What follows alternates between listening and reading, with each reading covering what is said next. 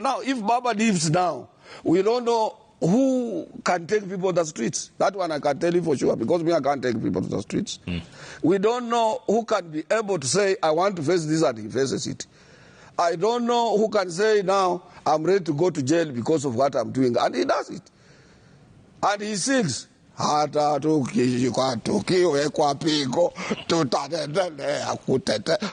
that? That is him. Long serving, I know, elected. My position is elective. I'm going for election on 10th of June again. The Africans have refused. Come on. I'm telling you. I wanted to negotiate it to a Tanzanian. They said no. Even the Tanzanian himself said, we are not. They want you again. I'm telling you. And wait, it will be announced from there, not from here. Welcome back to Havana Media. My name is Boniface, and as usual, I'm going to be your host for today. Now, Francis Atwoli, that is the chairman of COTU, went for a vacation, and that is why he has been so much silent. He has never talked about this issue of workers, the issue of doctors, the issue of fake fertilizers, and even the issue of Western politics, and the way the Western politicians are argue and keep on insulting each other every now and then. Yet we know that he's among the Western leaders or among the Western politicians who are supposed to either support what is going on, or maybe talk, or maybe work out on how they can stop it from happening. Now, he was in an interview, and surprisingly enough, there is something that he said. He was asked about the way he works. That is what I want us to talk about. But before you do that, I would like to give you a chance at the comment section so that you can tell me what you think concerning that. And also, join our family by just subscribing, and then after subscribing, you can also share our video so that it can reach as many people as possible. But I will not fail to say thank you to our viewers, even those who are making requests for videos to be played, like the one to elaborations on what is going on. Like this video that I'm playing right now, there is one of my greatest fans, I'll not mention his name, but one of my greatest fans have requested me that where is Atwoli? Where was Atwoli, and where has he been? And there is also another one that he has requested, but that one I'll play later. You know, we are not doing this for our own interest, but we are doing this to at least let you know what is really going on, because there are some of the things that whether we watch news will not get them, or whether we listen to radio stations will not get them. But we break them down so that at least you can also know what is going on, and in summary, what needs to be done or what has been done. And that is why we normally analyze things like this, so that you can also be on the same page, and at the same pace with us. Thank you very much. May God bless you. Asante sana. Now, jumping back to our topic. This is what Francis Atwoli is saying. Francis Atwoli is saying that he has got his own ways of doing things, and he does not even ask for tenders. He knows how to handle workers and how to pay them. Listen to him. You know what people might know or not know, that a leader is born a leader with his character or characteristics of doing things, with his style of moving people, with his style of doing things differently. Even if today I left COTU, I know that a leader, we have prepared every leader and everybody. But don't expect them to do what Atwoli is doing. Because I have a different talent, I have a different calling, I have a different way of doing my things. For example, me, I don't do business. For example, me, I don't ask for government tenders. For example, I don't have any conflicting interest with any employer at all. I am 100% salaried person. And that has kept me off and moved me closer to workers. Because if today I went to a company and I said I want to supply this, the workers the following day, they will know this man is in business. And whom is he doing business with on our behalf? And I will be compromised. And the people are different. And somebody might come when you are told these are millions. If you sold this, or we give you a tender to put up a road from point A to point B, look for engineers, you will get this. And then when you get a lot of billions around you because of businesses, you forget your urge, your focus on leadership. So Francis Atwoli is saying something that I would like us to talk about. He's saying that as a leader should know how to deal or how to lead his people, because everyone has got a different calling. And he's saying that everyone has got every leader either politician, either pastors, anybody that is a leader, has got his own ways of doing things and also has his own calling. And he goes ahead and says that he has got his own ways of doing his business. He doesn't go to ask for tenders. But there is something that surprised me when Atwoli was talking. Atwoli said this thing, that suppose Raila Amolo Odinga is really crying, saying that if Raila Amolo Odinga leaves Kenya now, the big question is, who will go on the street for the sake of Kenyans? Listen to him. No, now, if Baba leaves now, we don't know who can take people to the streets. That one I can tell you for sure, because me, I can't take people to the streets. We don't know who can be able to say, I want to face this, and he faces it. I don't know who can say now, I'm ready to go to jail because of what I'm doing. And he does it. And he sings. Who can do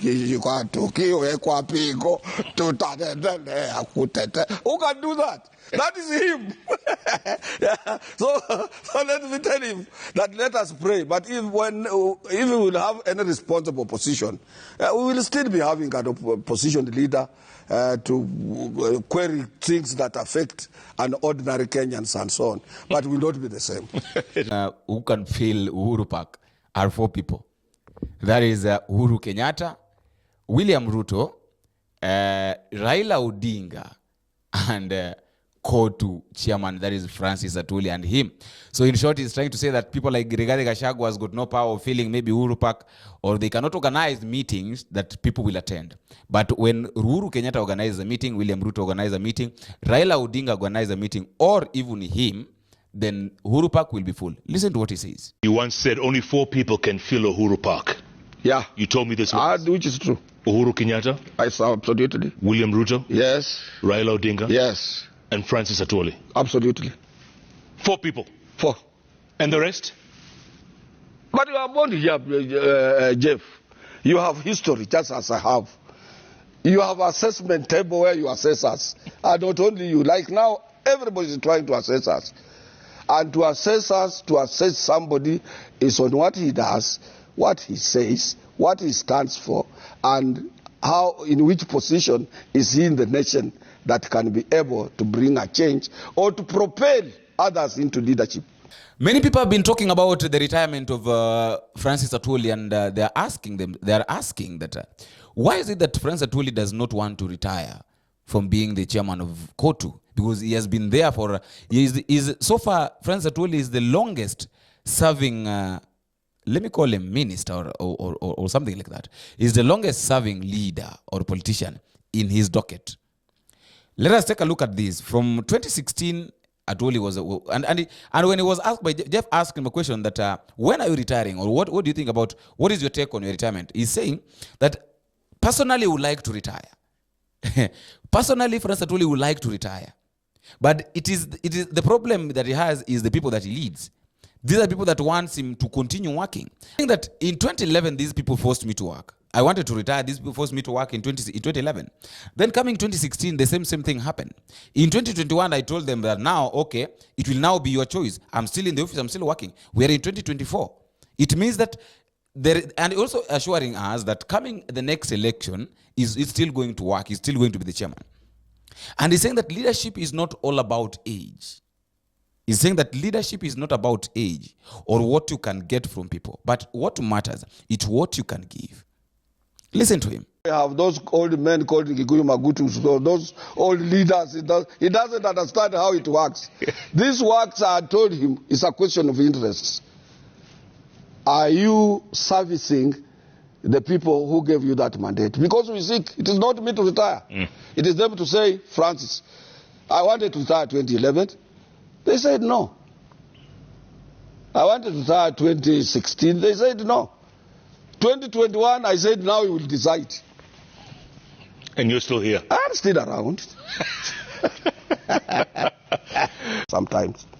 And I'm the long-serving ILO elected. My position is elective. I'm going for election on 10th of June again. The Africans have refused. Come on. I'm telling you. I wanted to link it to a Tanzanian. Last one. They said no. Even the Tanzanian himself said, we are not. You? We can, They want you again? I'm telling you. And wait, it will be announced from there, not from here. There are some qualities those people whom you serve look into for. They just don't elect you because you are Jeff Koinange. Can you be able to protect their interests? Can you aspire those interests and turn them into meaningful activities they want?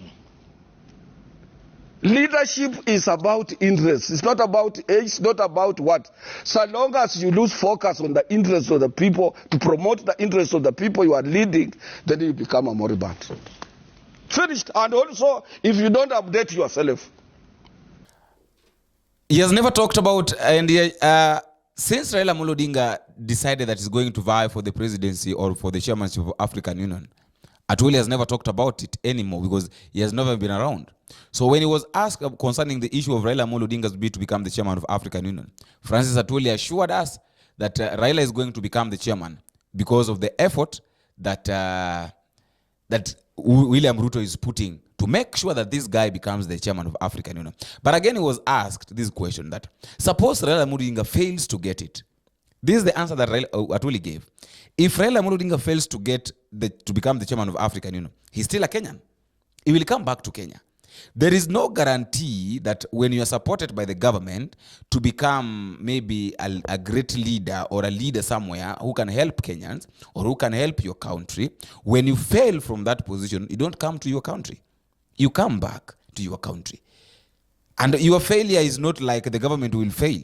No, it is you who have failed. Listen to what he says. It was not a handshake. By the they were looking. I've heard that somebody from Djibouti wants to come up. Yes, today. Today. And there's the Somali woman. Who is his proposer? And William is intelligent. He said before I get out of East Africa, I want to know who will have to propose my candidate. So they had to go to Kampala. That was not a handshake. It was sort of a handshake. No. You saw them together smiling. It was looking for ways and means. If it was a handshake, then what are the parameters and agreement of the handshake? Of what they want to do, such as the one they did with Uhuru Kenyatta. That this is what we want to do, this is what we want to do. There's nothing like that.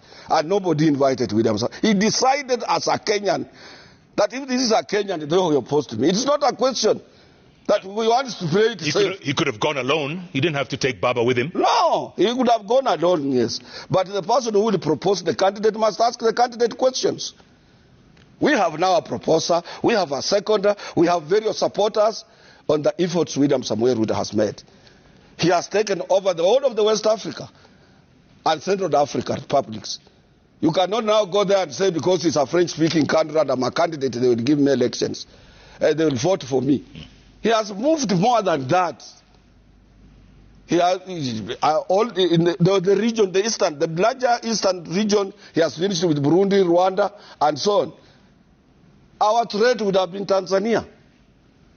But I can tell you, and on his efforts, Jakaya Kikwete wanted it. Yeah. So what I'm telling you, I've never seen somebody like that. And he's not saying because he wants somebody to support him.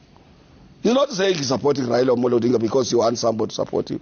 That would have been a handshake or something like that. You would have read about it. Do you think Baba's going to get it? He will get it. He will get it. With these efforts William is making, I'm telling you he's going to get it. What if he doesn't? No, if he doesn't, he's a Kenyan. He will still remain, come back home. What would have to happen?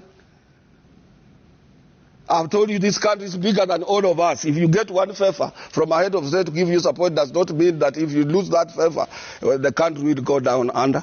And always don't expect the country to go down under. Even William, if he went under, he will not go alone. He will go with all of us.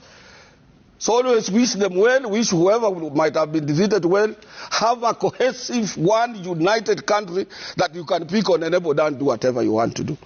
Now, this is now where I was expecting Atwoli to major in when he was asked about this issue of the Western leaders and the Tawe movement, the ANC deciding to go and join UDA, and then Ford Kenya also maybe working on whether they can join or not, and the issue of Wetangula, Mudavadi, and also Natembeya.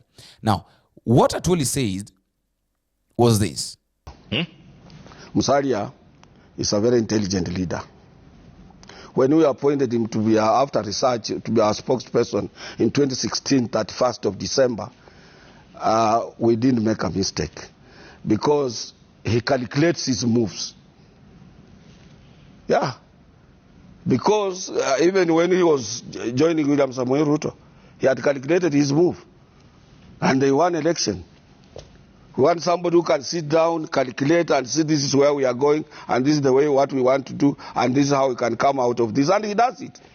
Yeah, it's not a question of push and do that and so on. His way of doing things can bring peace in this country during this time and after elections and after other governments, if he will be still alive. It's reliable. And he has also his advisors. He has asked and he has found out the way to bring my community together and to rally behind this government for the prospects, for the new prospects and future prospects of our Luhya nation is to dissolve my party. We form a strong UDA party.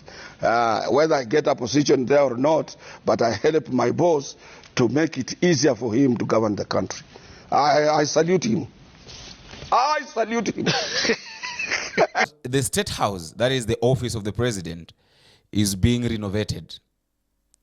And as we know that the money that is being spent there is over 9 million Kenya shillings to just renovate the State House. Now, Atwoli has been asked this question that this money that the government is using to renovate State House, over 9 million, why can't it be used to maybe pay doctors or maybe do something else?